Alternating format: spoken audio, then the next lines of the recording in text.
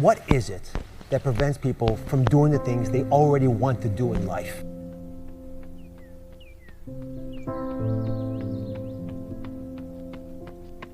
The most basic answer, I'm sorry it's so simple, but it's true, it's fear. People make it this complex process. This woman was telling me that I don't understand why they don't do this, why I feel this way. I said, it's called fear. Everybody's afraid we're not enough. Everybody's afraid we're not rich enough, smart enough, young enough, quick enough, fast enough. It's human nature.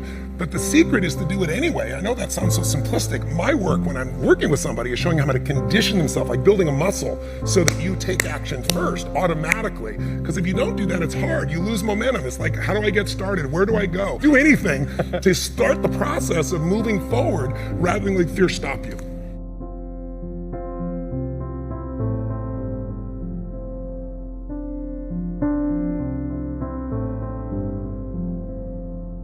All of you have targets, things that you're after.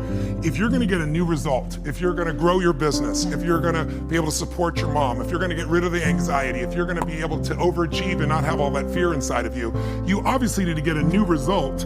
You're gonna have to get new action. You don't get new results with old actions doing the same thing. Exactly. What human beings can do is amazing. What they will do is usually disappointing. It's not because we're not capable of it, it's because we don't have new actions because we get in certain emotional states that dominate us, like anxiety, like fear of failure, right? Like the fear of the loss of your mother as an example. So if you're in a state of fear, you're gonna behave very differently and get very different results than if you were in a place of being courageous or bold or warm or connected or playful, any of those. So the most important key to changing your life in any situation is to change results, you gotta change behavior, but to change behavior, you gotta change the emotional state you're in. How do you do that when you don't feel like it or it feels overwhelming? There are two ways, and I've done this with the greatest athletes in the world. I've done this with 4 different presidents of the United States. I've done it with billionaire clients. All you have to do to change your state is not try to think your way there, like I'm happy, I'm happy, I'm happy, and do a bunch of affirmations. Your brain's gonna go BS, you are not happy, right? What you need to do is make a radical change in the way you use what we call your physiology. It's a big word, it just means the way you use your physical body. I've taught this for 40 years, and about 3 years ago, Harvard finally did a study where they proved what I did worked, and they called it these power positions. And what they showed was if you stand, everyone can try this, stand up just for a moment if you want, everybody at home can try it as well. So do something really silly, put both your hands on your hips like Wonder Woman or Superman or that stuff, right? If you stand like this and you breathe deep for just 2 minutes, what the science found was that you will absolutely increase your testosterone by 20%, man or woman. You'll drop your cortisol, which as you know is the stress hormone, by 22%, and you're 33% more likely to take action if you wouldn't have before because fear would have stopped you. Now, I don't have people just stand like this. I have people move, use their voice, make radical changes in their body. You'll feel it after 2 minutes. Or somebody who's puts their arms back like this and their feet up, that'll produce the same state. It produces more certainty in you, and that certainty gets you to take different actions. So if you are in a situation, you think of the worst scenario, your mom dying, no, my business goes under, I never achieve at the level I need to, all the things I have anxiety about, the minute you focus on them, you go into those states of fear, and then you behave fearful, and you get lousy results. And when you get lousy results, what does it do to your brain? You go, see, I told you I couldn't do this. It becomes this negative loop.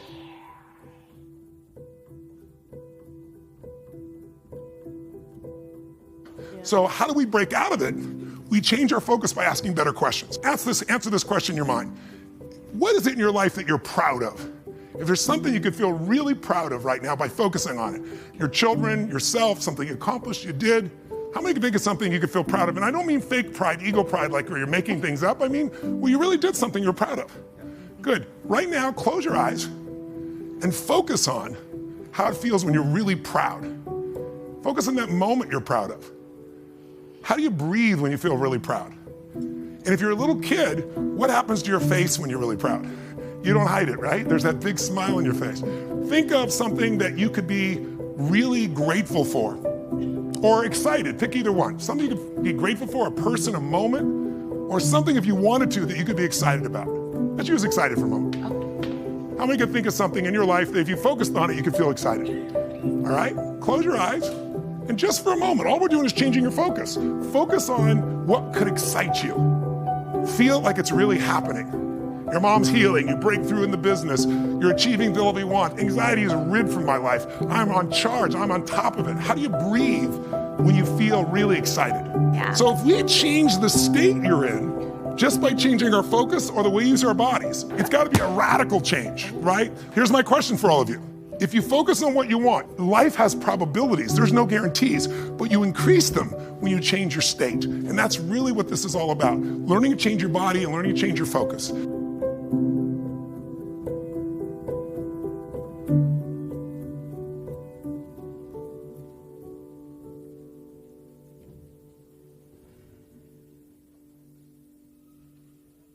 Somebody is really stressed out. They're not stressed out for no reason. It's because they're focusing on something that makes them feel stressed. They often, when they're focusing on it, it changes the body. You start to feel tight. You start to feel a certain way. And then they use language like, I don't know what to do. Why am I so overwhelmed? So if we change what we focus on, if we change the way we use our body, if we change our language patterns, we'll instantly feel different. Think it's how do people use their body when they're worried versus when they're excited? Yeah. If you learn to use your body first, use your focus first, you can literally change how you feel in moments, and then you develop new habits where you start to feel good all the time, and it isn't some phony, fake pump up.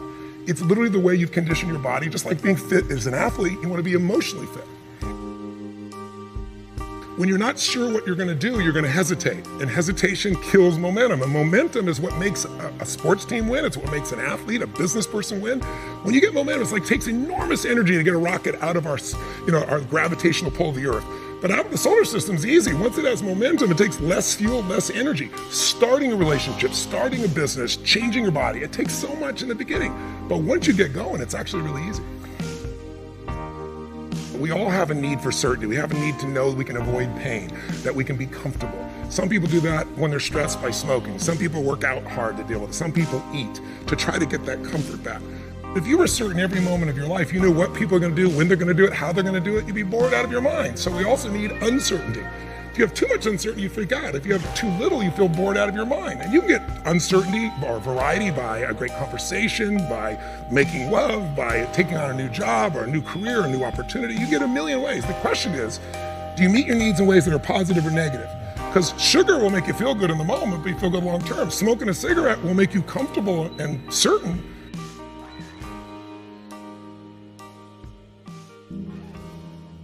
You see this in great actors or great entertainers. They'll come to me, and in the beginning, they work so hard to be significant, to be unique, to be special, to be important. What they really wanted was love.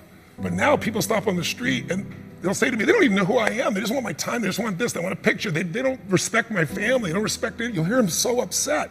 What they wanted was the love. We can have both. But the more significant I am, the more unique I am, the more separate I am from you. The more connected I am, then some people go, yeah, but where am I? Where am I special? So finding that balance between the two is what makes people feel alive. And we can meet all these needs in positive ways or negative ways. You can get significance by tearing other people down.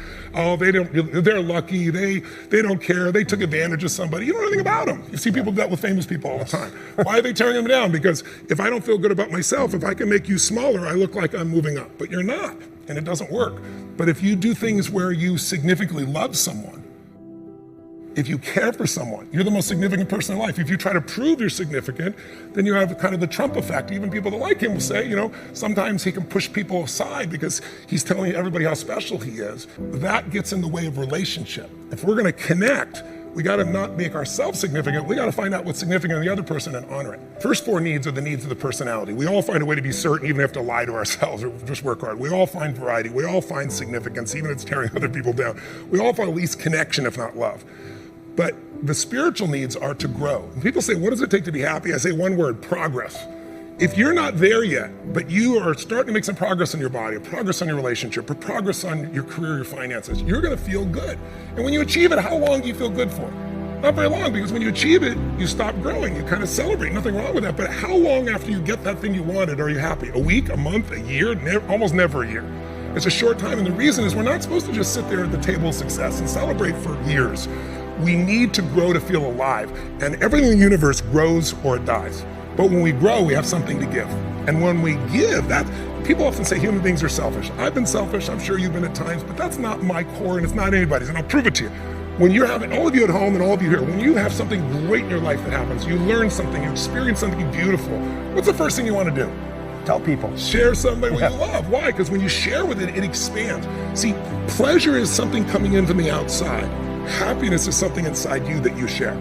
And happiness is what people really want. Pleasure, you can get pleasure from alcohol or anything, but some people, it's all about me.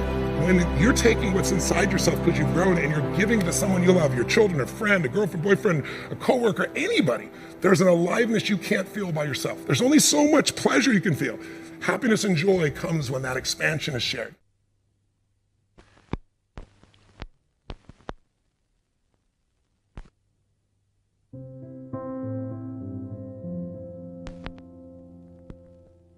Well, if you want a breakthrough, not just a little change, you can change laterally. You can go from being pissed off to frustrated. Right. Doesn't help you much, right? But if you really want to change, most people are trying to change. Say you want to lose weight and they want to make money. They go, how do I do it? They look for the strategy. But I'd like you to think of 3 S's. Strategy is where most people go first. Like, how do I do it? But how hard is it really truly to be fit and have energy? It's not that complex. It's not like reserved for the 1% or expensive to learn. You have to interrupt, you have to hide from the answers to those things. The real problem is the second S, story. They have a story that says it's a set of beliefs they tell themselves over and again. I've tried everything. Or if they're single, all the good ones are gone. Whatever the story is. And if you tell yourself a story over and over again, so we convince ourselves. You always come up with a lousy story when you're in a lousy state. And so the number one thing I show people to do is how to change their emotional state. When you're feeling tired or frustrated, when you learn how to change your body so that you really feel excited and isn't fake, when you learn how to change your biochemistry, which is what I teach people to do, when you're upset with someone, do you ever notice how you can now remember everything that they've ever done that ever upset you, right? Yes. But when you're in love, what's wrong with life? What's wrong with anything? When you're in love, we have no money. Who cares? We're in love, right?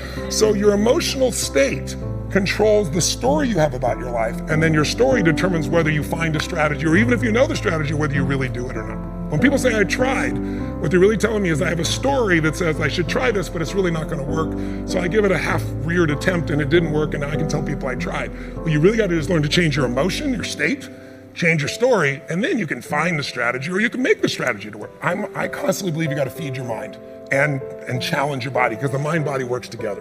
What stops people, as we said, is fear. Well, fear is physical. You feel it in your throat, your gut. But if you do something really physically strong on a regular basis, you develop a new emotional habit. And that emotional habit will get you to follow through and do things differently that people won't do. It's really not that complex. There are a few habits in your life that truly could change your whole life. I start every single day with this process called priming, training my brain to be in a peak state.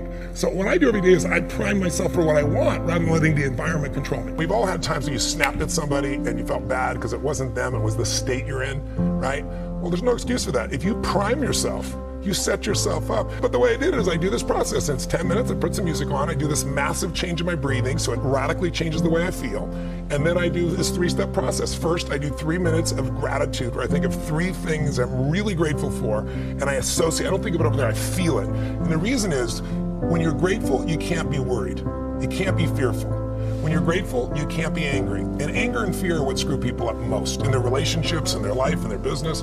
So I wire myself. I was saying to you that most people want to be happy, but their habit is to be worried or pissed off or frustrated or stressed. And so they've got a highway to stress and they got a dirt road to happiness. So I wire myself. I've got a highway to gratitude, which changes all your emotions. And then I do a 3-minute process of kind of a prayer for my family and friends. And then I do a 3-minute process of the top 3 things I want to accomplish. I see it as done and I feel it. I'm done in 10 minutes. So sometimes I go 20, but my deal is 10, so there's no excuse not to do it.